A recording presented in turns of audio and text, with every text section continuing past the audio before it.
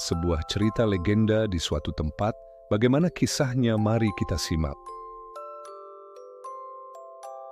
Malam itu, suasana desa benar-benar sepi, hanya suara jangkrik yang bersahutan di balik semak-semak.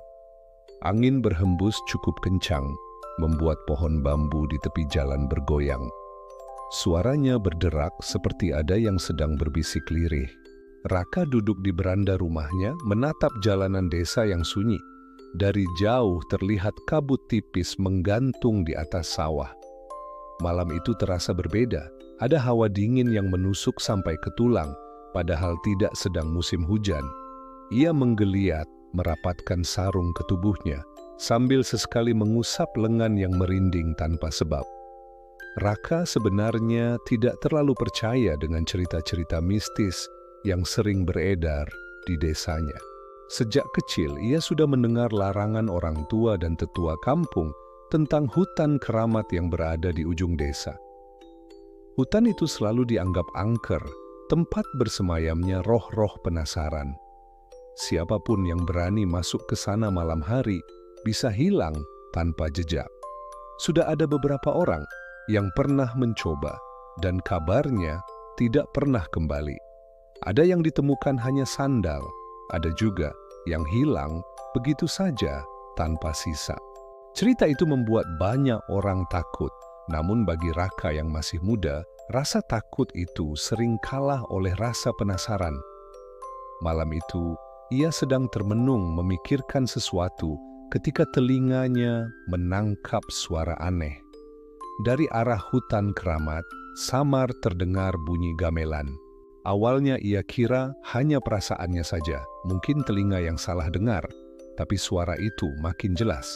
Irama pelan, seperti suara gamelan di acara pernikahan, berpadu dengan nyanyian sinden yang sendu. Suara itu terdengar lembut, namun semakin lama semakin menekan telinga. Jantung Raka berdegup kencang. Apa ada yang bikin acara malam-malam di sana? Pikirnya. Namun siapa yang waras mengadakan hajatan di hutan keramat pada tengah malam? Ia berdiri, mencoba mengintip lebih jelas. Matanya menangkap kilatan cahaya merah samar, seperti api obor atau lampu minyak. Raka mengucek matanya, memastikan kalau ia tidak salah lihat. Memang ada cahaya yang muncul dari arah hutan, redup tapi jelas.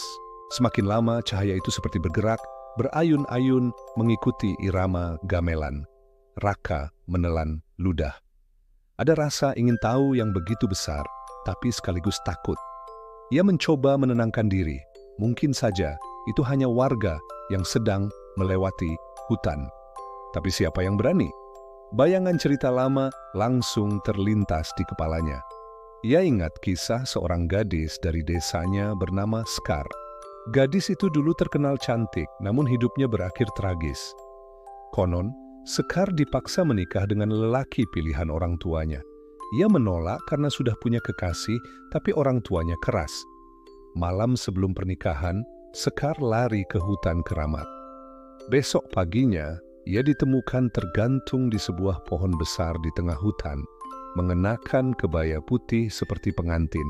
Sejak saat itu, banyak yang percaya rohnya bergentayangan, menunggu malam-malam tertentu untuk mencari pendamping. Warga desa menyebutnya pengantin malam dari hutan keramat. Raka menggigil memikirkan cerita itu. Entah kenapa malam ini semua terasa begitu nyata. Angin yang berhembus membawa aroma bunga melati samar, wangi yang tidak seharusnya ada di tengah malam. Ia menutup hidungnya, tapi bau itu makin pekat, seperti ada yang menaburkan bunga di sekitarnya. Bulunya meremang. Ia mencoba masuk ke dalam rumah, tapi langkahnya tertahan saat suara sinden itu tiba-tiba berhenti, sunyi. Hanya suara angin dan detak jantungnya sendiri yang terdengar. Ia menoleh sekali lagi ke arah hutan, dan tepat di detik itu, ia melihat sesuatu. Dari balik kabut, samar terlihat sosok perempuan, memakai kebaya putih, berdiri di pinggir hutan, wajahnya tertutup cadar tipis. Ia diam saja, tidak bergerak, hanya menatap ke arah Raka. Raka mematung, tidak bisa bergerak. Nafasnya terengah, dadanya sesak, tapi matanya tidak bisa lepas dari sosok itu. Sesaat kemudian, suara gamelan kembali terdengar. Kali ini lebih keras, lebih dekat. Sosok itu mengangkat tangannya pelan, seolah mengundang Raka untuk mendekat. Jantungnya hampir meloncat keluar.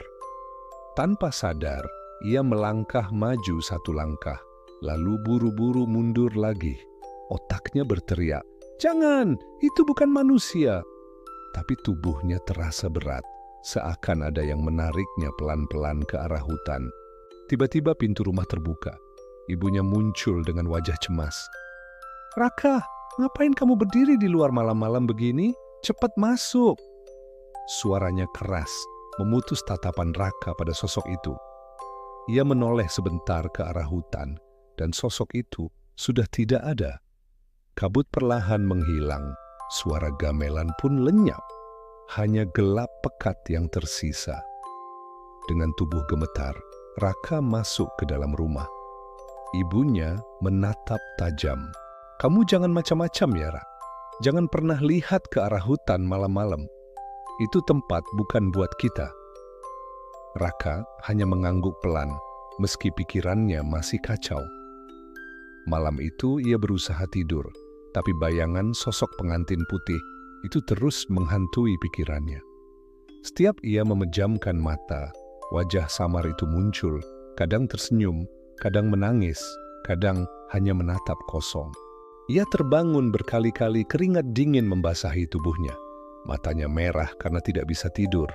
Di luar, suara angin terus berdesir, seolah membawa bisikan yang memanggil namanya. "Raka, Raka." Samar tapi jelas. Keesokan paginya, Raka terlihat lemas. Ia duduk di bale-bale depan rumah, mencoba menenangkan diri dengan menyeruput kopi panas. Namun pikirannya masih kacau. Apa yang ia lihat semalam nyata atau hanya halusinasi? Kenapa suara gamelan itu terdengar begitu jelas? Dan siapa sosok perempuan berkebaya putih itu? Semua pertanyaan itu berputar-putar di kepalanya. Tapi semakin ia mencoba melupakan, semakin kuat rasa penasarannya. Baginya, ada sesuatu di balik hutan keramat itu, sesuatu yang selama ini hanya dianggap cerita, tapi sebenarnya nyata. Dan tanpa ia sadari, rasa penasaran itu akan membawanya pada malapetaka. Ia mencoba bercerita pada Dimas, sahabatnya sejak kecil. Tapi setiap kali hendak membuka mulut, kata-kata itu seperti tercekat. Ia takut dianggap gila atau berhalusinasi. Namun matanya sendiri melihat dengan jelas, telinganya sendiri mendengar gamelan dan suara sinden. Malam itu bukan mimpi. Malam itu adalah awal dari sebuah misteri besar yang akan mengubah hidupnya selamanya. Dan sejak malam itu, Raka tahu ia tidak akan pernah bisa mengabaikan panggilan dari hutan keramat. Makin seru kisahnya kita lanjutkan di bab berikutnya